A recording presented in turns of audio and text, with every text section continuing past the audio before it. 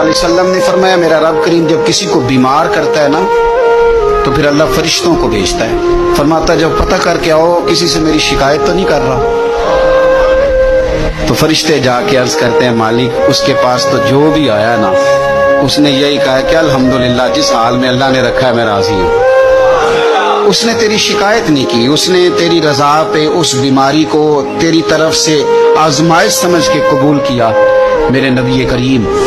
علیہ الصلوۃ والسلام فرمانے لگے، رب فرماتا ہے فرشتوں گواہ ہو جاؤ، اگر میں اسے اس بیماری سے شفا دوں گا تو جو اس کے پاس خون ہے اس سے بہتر خون اسے عطا کروں گا،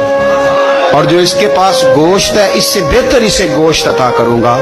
اور اگر میں اسے اس بیماری میں وفات دوں گا تو پھر میں اسے جنت عطا کروں گا۔